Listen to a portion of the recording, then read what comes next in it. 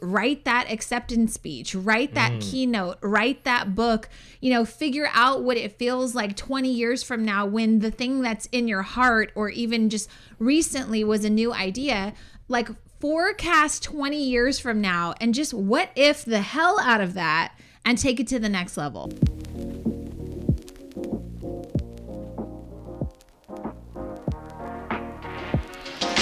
Wow. That was Kanye West. Go listen to all my music. It's the code to self-esteem. Do you feel that to be truthful? I do. If I look at, I would probably say some of the old stuff, some of the new stuff is a little different, but the old stuff, I definitely heard a lot of codes to self-esteem. All right. Well, in this episode, we are going to be talking about Kanye West. And before we get into this, I just want to tell you this episode literally, it does have a lot to do with Kanye West, but I'm not a fan. I'm just going to put it out there. So whether you like Kanye, whether you listen to his music, whether you're a raving lunatic fan like Eddie, or whether you're on the fence about it, it doesn't really matter. The reason this episode was inspired is because recently he came out with a documentary and we watched it kind of against my judgment. But one of the things that you'll find about Janelle and Eddie is that we are just really curious. We talk about that all the time, right? So I can dislike somebody, but still be very curious about why they operate the way that they do, so I can learn something. And so we watched this documentary and I learned a lot. And it's kind of like when we go to church, right? I've said this many times. We go to church together as a couple and we take out extremely different messages because I'm pulling what I need, you're pulling what you need, I'm pulling from my perspective. Right. I'm already thinking how this could, apply to my life, or I could share this with someone. Like, we're relating it to things that are personal. Right.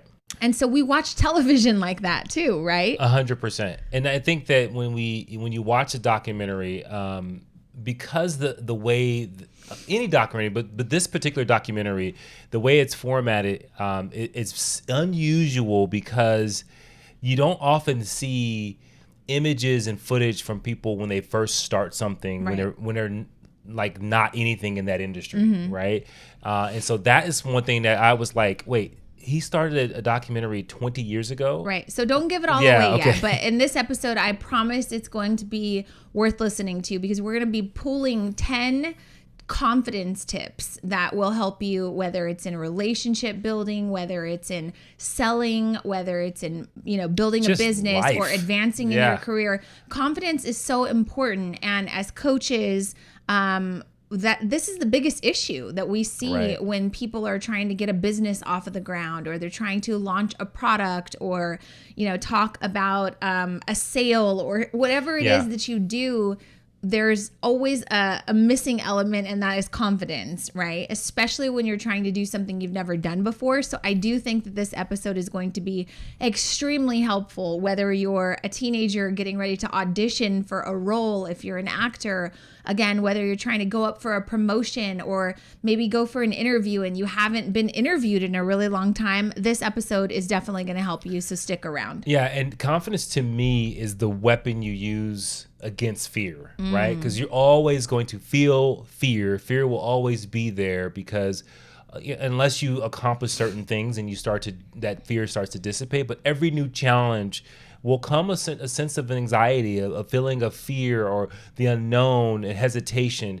But confidence is the weapon you want to bring to that game, to that moment, to that interview, to that business interaction. And you can pack it up and take it with you because it's transferable, right? And so we are going to get into kind of breaking down like someone as public as Kanye West. And look, you don't have to like Kanye West as a person. I'm sure there's a time that you've been at a wedding that you were grooving to Gold Digger. Yeah, so you've been listening to his music for a long time. You may not like what he has become, but at the same time, there's a moment where you admire this individual. And so we're going to break down some of the things that maybe you didn't. Maybe you listen to country music all day.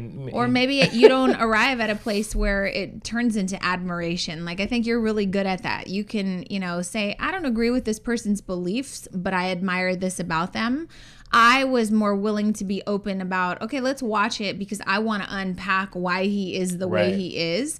And I love like that psychoanalysis of how people become what they are. Yeah. And for me, I'm just not a big person that like, I don't judge what I see on television, what I see in the limelight, because I know that no matter what, at the end of the day, this individual is an entertainer. Anytime I turn on a television, I am seeing people who are there with a content that's designed to pull me in, whether I hate it or love it or whatever it is. And so I compartmentalize and find like, oh, okay, let me find what's interesting about this person. I kind of dive into that. So we watched it the other night, and we have 10 things that we pulled because, again, we are those people that we watch something, we pause it, we discuss it. We're not going to ruin it for you. Yeah, and so we won't ruin it. Well, yeah, kind of, maybe.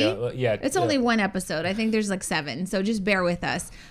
So why don't you jump in, because we have 10 points that we're going to share, and again, these will help you build confidence in anything that you're trying to build confidence for. Yeah, and so a couple things to give context, just to give us started. So Kanye West has a documentary that is called JEEN YUS, JEEN YUS, yeah, something like that. And he basically, which we'll talk about a little bit too, started a documentary 20 years ago before he even made, any song of his own. He was producing, but at this point, he was not anyone you would know of at that time. But he started a documentary. Okay, so that's number 1. I'm just going to throw it in there. That's audacity. Yeah. The audacity of you to have someone film a documentary when you are no one is mind-boggling to me. Like, we paused this, and I was like, wait, let me get this straight. He literally hired someone. It was a friend. And he was like, hey, we're going to put together this documentary.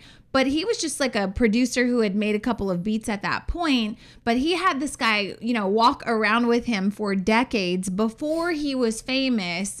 And, this film a documentary. Uprooted his life. Right. Because he believed in the Kanye documentarian West. uprooted his life to go follow him, right? And just start documenting. So the audacity, right? And I'm not saying that in a negative way. I'm saying like, can you imagine for 1 second if you say, hey, you know what? I'm going to start a business and it's going to be a bakery.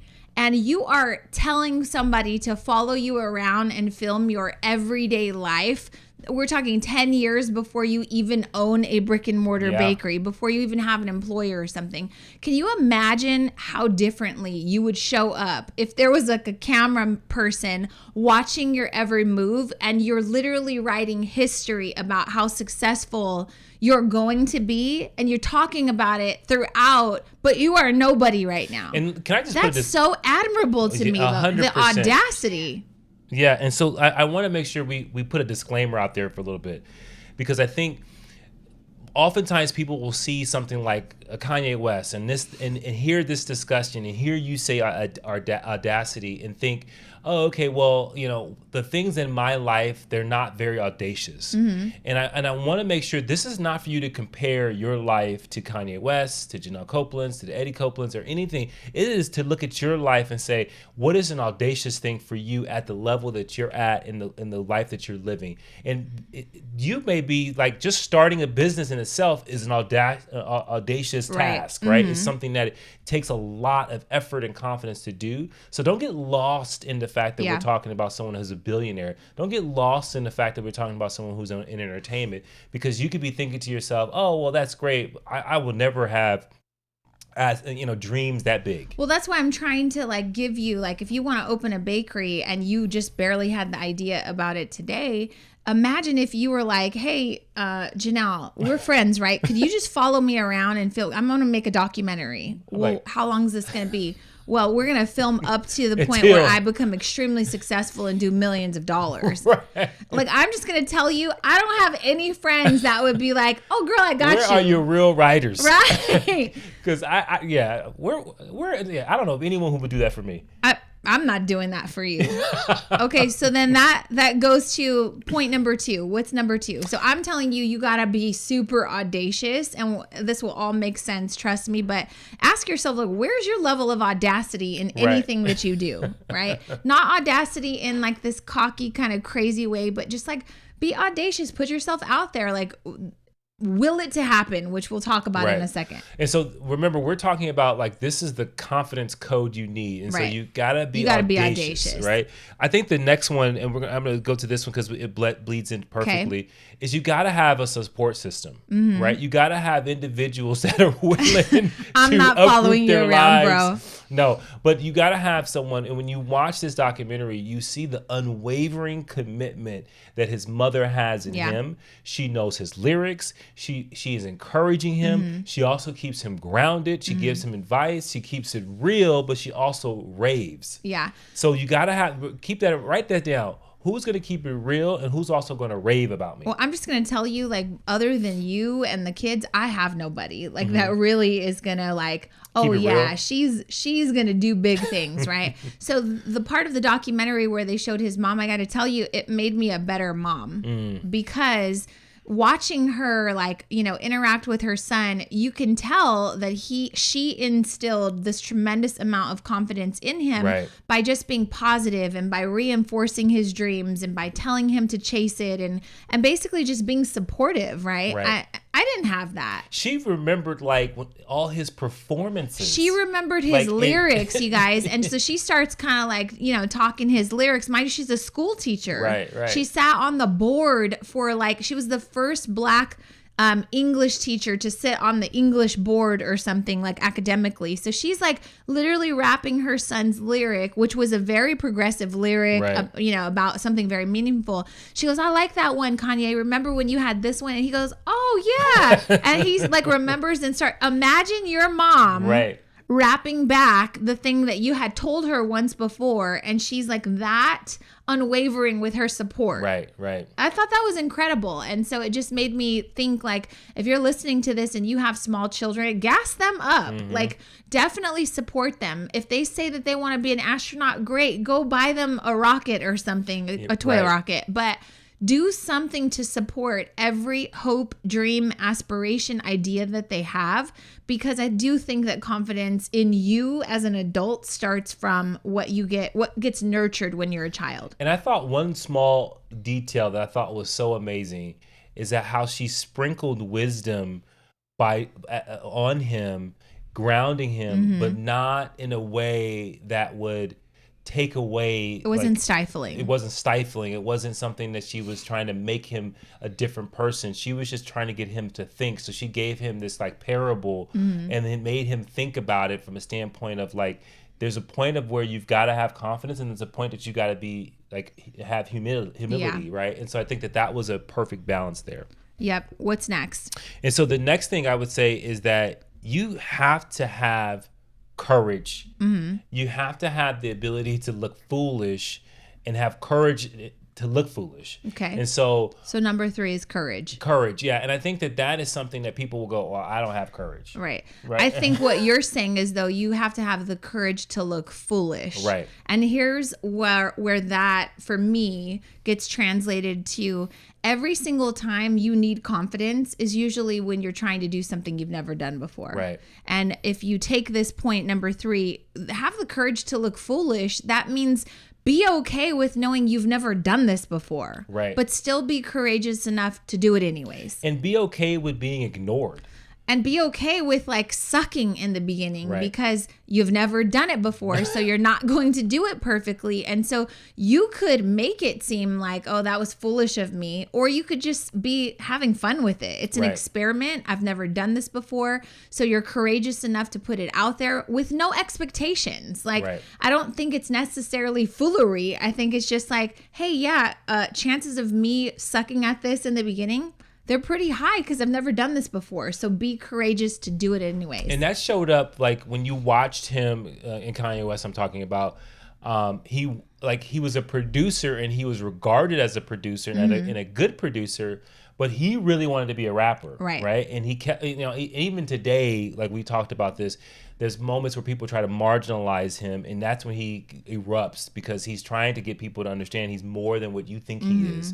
And you see him in the same room of some of the best rappers at that time, sharing the courage to share his lyrics with them. Right. He's in the studio with Scarface, who's at that time was a big rapper, and he didn't hesitate to say, "Okay, here's my song," and like he's like rapping it right in there, right? And some people can't even show you their products.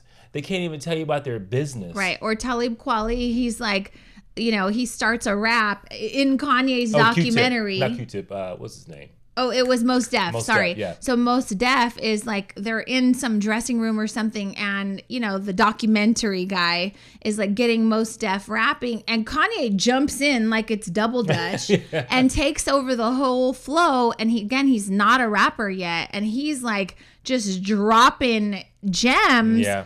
And again, you guys, I'm not a big fan, but I was like, the audacity again, the courage of you to just jump in out there. And friggin' Mos Def was like, okay. Right. He really gave him his props. And so I think that goes back to, you know, being okay. I'm so courageous. I'm willing to be foolish. You know how many talented individuals are on this planet right now, but because they don't have the ability to show courage in the time of and be brave and do something, put themselves out there, are sitting on the sidelines in a game that they should be running. A game that's winnable. Right. Like it's already like got your name on it. Someone's listening to this podcast right now that is extremely talented, but is stifled because of fear. Yeah. I don't care if you're a musician. I don't care if you're an investor. I don't care if you're a teacher. There's something that you're doing that requires you to show up more courageous. And that might mean you looking foolish in the beginning. Who cares? Right. If Kanye could do it, you could do it too. Right. Okay. Moving on to number 4. Number 4? So number 4 is your work ethic has to be unmatched. And I think that is a great segue for courage, because when you know you put the work in, then you know that work that you've put in, the hours and hours that you've put in are going to show themselves. And so the work ethic is so important. I heard one of the lyrics in one of his songs is, how do you think this is going to be? I did 5 beats a day for 3 summers, right? So 3 years of 5 beats a day.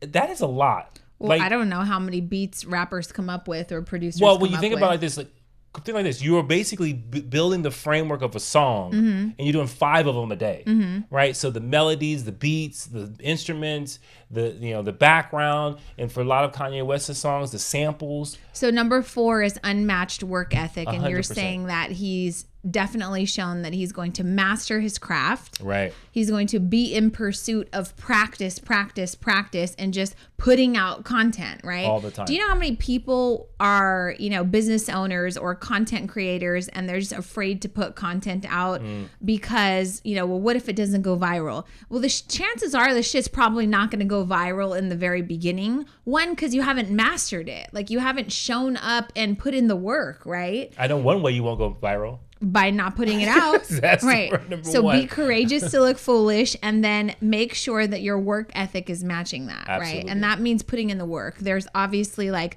the whole 10,000 hour rule, which I find people maybe don't know about. Like, you just expect yourself to be great in the beginning. And I'm like, well, where's your 10,000 hours? Where's your 1,000 hours of doing something at a poor level so that you could slowly see the progress?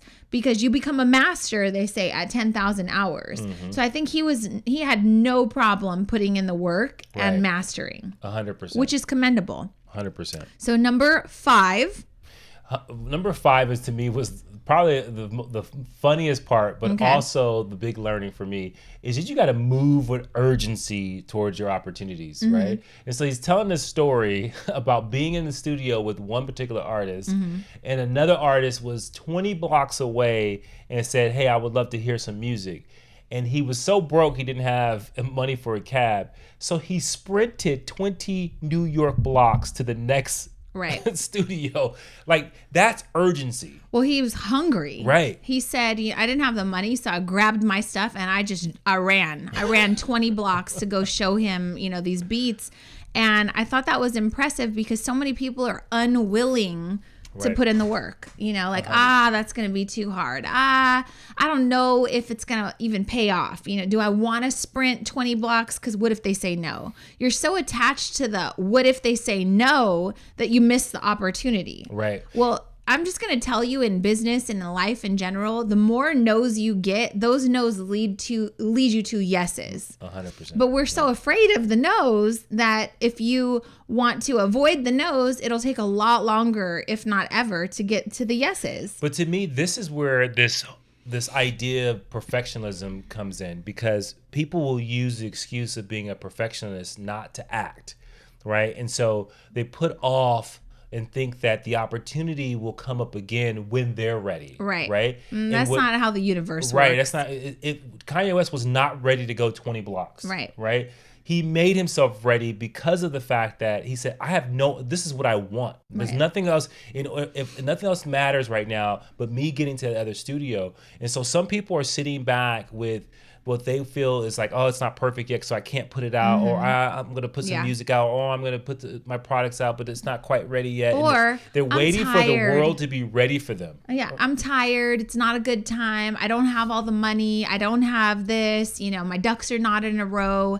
Opportunities come when they come, and sometimes you just got to go. And so get up, go sprint, and running is good for you. Yes, that urgency was inspiring to me. It was just like, okay, when the opportunity's there, you got to sprint towards it. Like, because that window is so small. And so that was a big one for me. I think that's more like, just be willing to put yourself out there, be willing to take the steps, and be willing to, again, face the potential no's. At least you tried. Right? Okay, moving on to number 6. I think you have to speak and act as if. And so as if is kind of like that. If you believe that you are going to achieve something, then you need to speak as if you're already there. You need to act as if you're already there within reason. Okay. I don't know what your caveat for within reason is, because this fool in the documentary, this was definitely a pausable moment for the Copeland television watching, but he said, oh, I practice my Grammy speech, my Grammy acceptance speech all the time. Guys, this was 20 years ago. He was not even a rapper, and he was rehearsing and practicing his Grammy acceptance speech. Right. I was like blown away by that. It's comical. It's funny. You could think it's a bit narcissistic. You could think it's egotistical. You could think it's like, just way too much confidence or cockiness. Mm-hmm. And I would just tell you, what would happen in your life if you were practicing and rehearsing an acceptance speech or a keynote for something that you were like going to be the expert of in 20 years from now?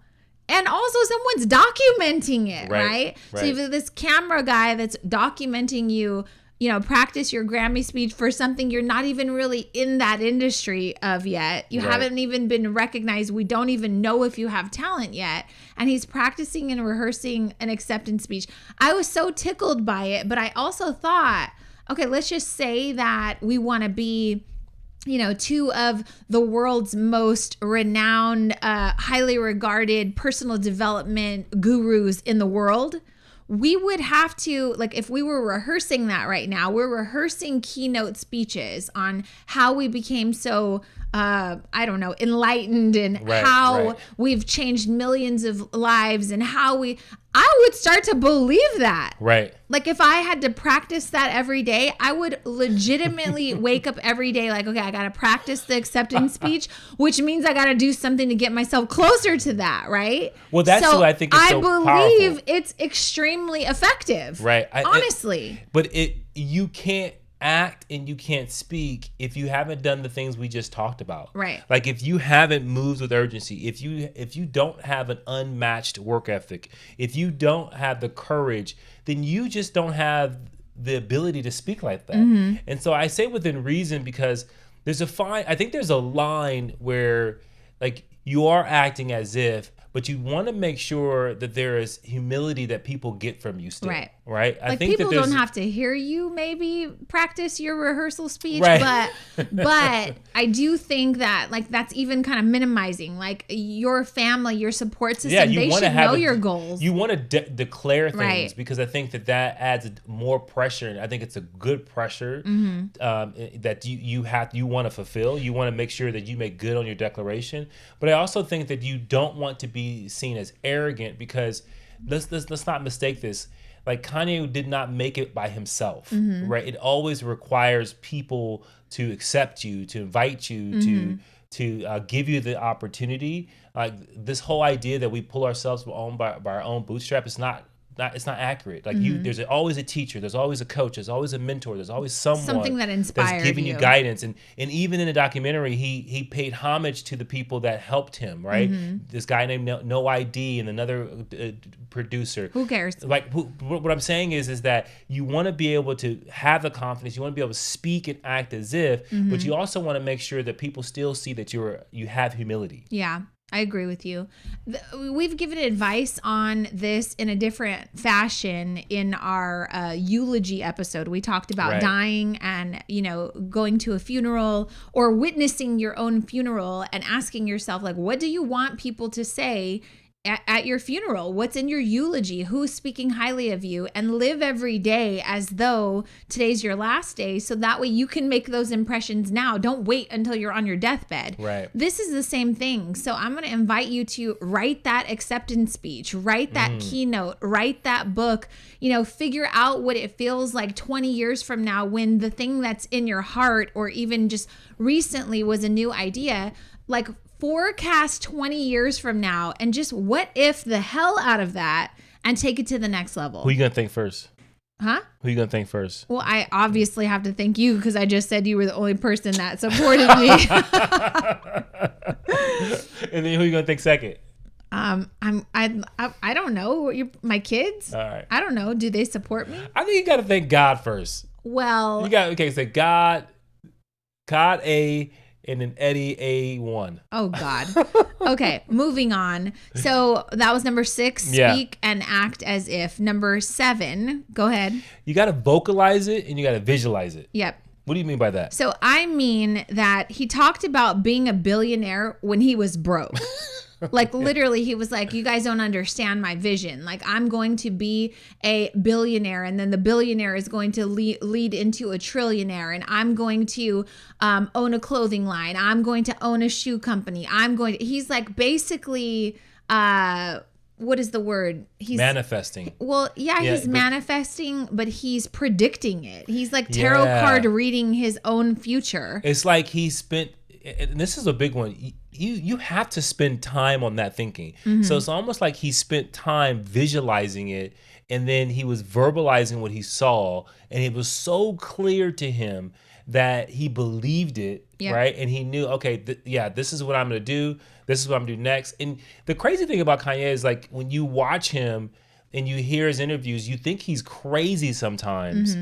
But he's a lot of the things that he says, he actually makes good on, right? Whether it be, I'm going to move into fashion, be one of the biggest fashion industry. Well, people shunned him and told him no. Everybody knows about the you ain't got all the answers sway. If you haven't seen that interview, it's hilarious. But he was trying to convince someone at that time that I'm going to be a big deal, and what you're telling me is not going to work. Right? And you don't have the answers, but I have the vision and it's clear.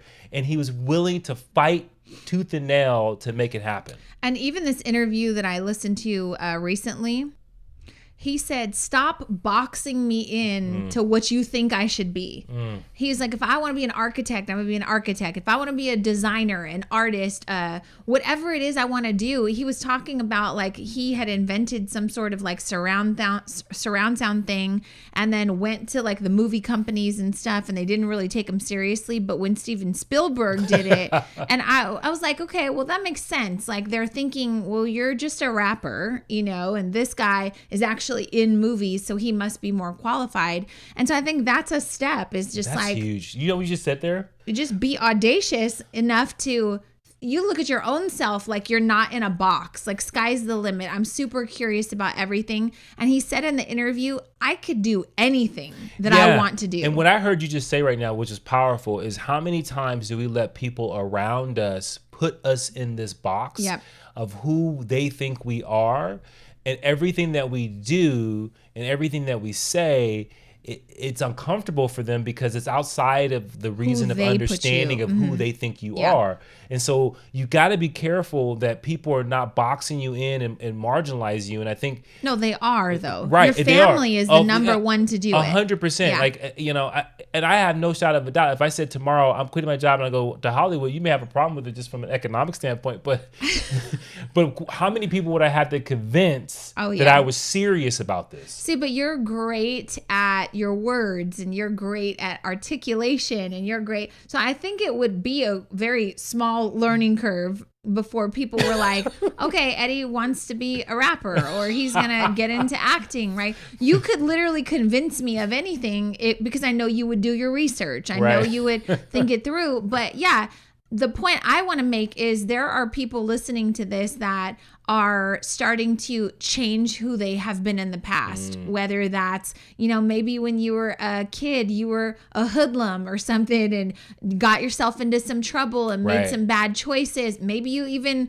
went to jail for a little while and here you are now trying to do something different with your life. There are people that love and care about you who are probably your friends and family, the people you hold highest in regards to, closest to your heart, and they are boxing you in based on the decisions you've made in the past, only seeing what your previous circumstances have been, so they don't see the vision that you are creating for yourself. I want to tell you right now, Eddie and Janelle see it, but you have to see it. That's what's most important.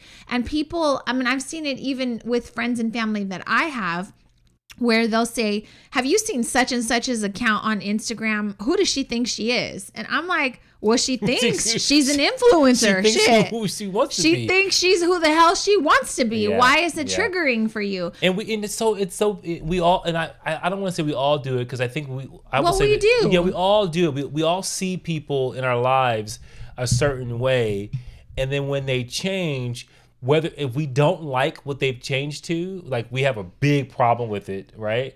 But it's just one of those things, and it happens to, for example, our neighbor Frankie Four Fingers, right?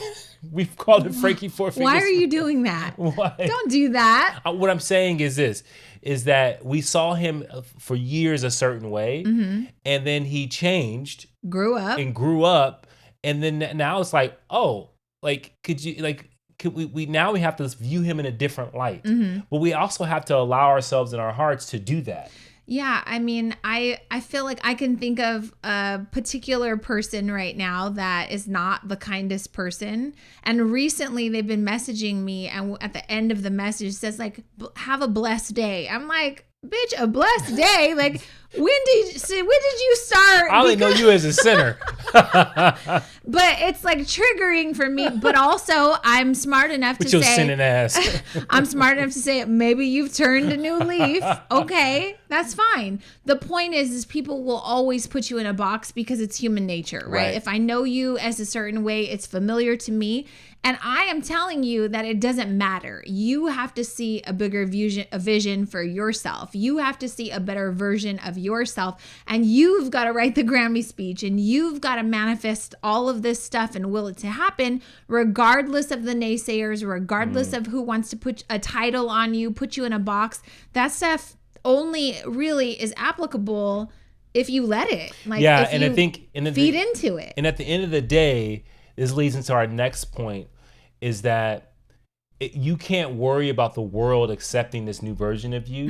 You have to have deep belief in you. Right? And so for number 8, it's an unwavering belief, like a deep belief in yourself. Right. So the way I would say that, like, have unwavering belief in yourself, is just be a freaking fan of your damn self. Yeah. That's what I would say. And how this pertains to Kanye, which was a great lesson. I thought it was extremely comical. So he records a song. Remember, he's just a beats producer at this point, but he records a song. He's rapping over his own beat. It's a catchy tune. You know it. And he goes into Rockefeller Records, the office, and he just randomly, like, back in the day, we had CD players, you guys. office. So he randomly walks in. He goes, "Oh, hey, Yolanda, how are you today?" She's like, "Oh, I'm fine, Kanye. What you doing here?" And he just opens her CD player, puts in his CD, and starts banging his head like it's the best track he's ever heard in his life because he believes it. Right. And she's looking at him like... No emotion. She's right? Like watching him. Just watching him, because it was kind of jarring. Like, you come into my office, you put the song on. I've never heard the song before. By the way, if I was Yolanda, I'd be like, that's kind of nice. Like, what is that? She didn't bob her head or nothing, right? And so then when he could tell, like, okay, she's not really feeling this, he just ejects it, walks out, goes to the next office, does the same thing. I was blown away, you guys. I was like, can you imagine if 90% of the people that I coach that want to have businesses that are so worried every time someone rejects their freaking cake or cupcake or whatever it is they're trying to sell. Can you imagine if you were just like, okay, here, I'm here to present. This is what we have to offer. This is what makes it so great. Not interested. Thank you so much. We'll talk to you later. Next. That is how you create success and confidence. Yeah. And so I was really pumped about that part. I was like, he literally is a nobody going into all these, and he only had access because he had written some beats he made some Izzo, right. The beat, but he had made some beats for Jay-Z, so he had access to this, right? So creating your own opportunities, but now I'm going to leverage these opportunities. So you just invite yourself into spaces, start pitching your stuff, and if people don't like it, he was unwavered, you guys. He didn't care. He was like, oh, Yolanda, he didn't even say, Yolanda, you're not feeling this, you don't like this. He just ejected it, went to the next office, played it, ejected it, went to the next office, and I was like, this is commendable. Yeah. This is really, really incredible. That was incredible. So number 8 is be a fan of yourself and have unwavering belief. I love it. Number 9, I think is very important, and he is self-appointing. You need to be self-appointing. What do I mean by that? I mean, especially when it comes to like women in confidence, you're sitting around waiting for someone to come around and ordain you or declare you as an expert. Like, oh my God, did you hear her stuff is so good? You should try it. You're waiting on everybody to just give you the thumbs up and tell you how great your stuff is. Ordain your damn self. Right. Like, declare it over yourself. And so be self-appointing. Appoint yourself as the expert. Appoint yourself as the best in town. Appoint yourself as the person who's going to change lives or make the best cupcakes or fight the best cases if you're an attorney or make the best music. Whatever it is, be self-appointing.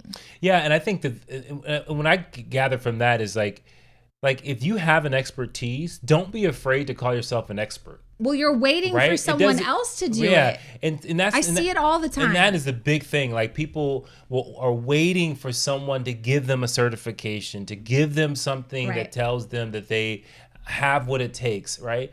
And in this case, he definitely ordained himself as like, I'm going to be the best rapper in the world. Right. I am a rapper, right? And everybody was like, no, you're a producer. He goes, no, I am a rapper. Right. So I only made beats so I can rap on them. Yep. And so that in itself communicates so much to people, because if you're willing to call yourself something that maybe people don't see you as already, then like it forces them to try to like even entertain the idea that you are what you say you are. Yep.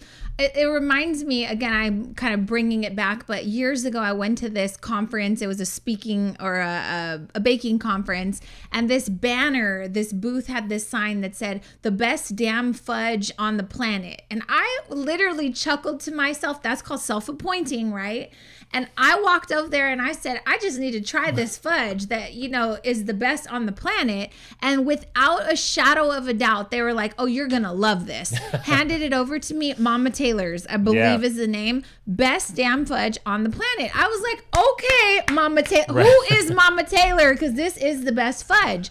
But that's what I mean, like self-appoint. Don't wait for someone else to ordain you. And this happens so much when it comes to women. Like you're expecting someone else is going to declare you as the expert or the best. Declare it yourself. Put it on a banner and then live up to it. That's the key. Like if you're going to ordain yourself, declare something, self-appoint, live up to it, which means you got to go back to the top of this list and put in the work and have unwavering courage and have audacity. Don't be showing up when you haven't done the work. It's like, don't put that shit on your banner. Like, how long you been doing this? 2 months? Right. Oh, okay. Then don't cry about it when someone says, well, this isn't actually the best. No, you had the audacity to say it, do better, go back and keep the banner, but just learn how to live up to it. Okay. And number 10 is understand your own value. Okay. So this is specifically triggering to me because why? I coach women and we're makers, we're creators, we're artistic, we're people pleasers. And I just want to tell you, like, understand your own value, especially if you are taking the time to create something that's handmade, it's artisan, it's made with love, it's made and created by your own skills and gifts and talents, right? And so there was a part in the documentary where Kanye says that at this point, like, I've made some beats. People know who I am. I'm starting to get like some good traction as a producer. And then, people will say like, oh yeah, such and such, wants to get a beat from you. And he says like, he's good for it. Like, could you do it for free? Because he's a big name. And he literally said, I don't remember the exact words, you guys, but he said, nah. He said that's impossible. Like, I sell TVs in a TV store and you come in and you tell me I watch TV real good. And he goes, it don't matter. I sell TVs. Buy the TV, right? Right. And I thought it was so comical. It's like a rapper saying, I'm one of the best rappers. You should want me to rap on your beats. Right. And he said, it doesn't matter. I sell beats. Like, but the funny thing is that when he asked him, he said, no. That's impossible. Yeah, he said it was that's almost impossible. like I wouldn't even allow myself. And when you said this, I said, wow, when you're going through this and you're trying to do something, you still got to have boundaries, right? And you got to have self-value where you say, there's a line that I'm not going to allow people to cross, and that's giving stuff away for free. And I'm going to tell you, when I made cakes from home and friends and family would be like, oh yeah, you should make that for me. It's my goddaughter's birthday. I specifically told one of my family members, I said, but she's not my goddaughter. So from the beginning, I was Kanye in those boundaries. I was like, that's impossible that I would use my skills, talents, time, energy, and supplies for someone who's not even benefiting me, right? But in this case, this person could have benefited me. He said, that's impossible. Right. I still sell TVs. I still sell beats. I still sell cupcakes. Whatever it is you sell, like,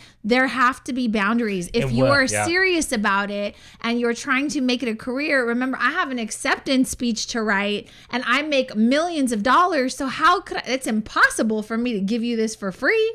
Yeah. And I think I thought it was so commendable. It's so important because we talk about this with a lot of the students. Boundaries are not for other people. Boundaries are for you. Yes. Like, a lot of times people try to like project boundaries, like, put boundaries. Customers don't understand. But boundaries are self-induced. Mm-hmm. They are a representation of your own values in yourself. Yep. And when you create boundaries, you are preserving your value for whatever it is, your time, your money, your emotional state, your whatever it is, your physical health. You have to create boundaries in order to tell yourself, I value myself. Like we always tease your dad about he doesn't have boundaries with his food, right? Mm-hmm. But what we're trying to say is when you create boundaries around what you eat and how you treat yourself, you are telling yourself, I value my life. I matter. I matter. My health matters. And I have to create boundaries in order to represent to myself that is true. Yeah. So I just want to end it with this.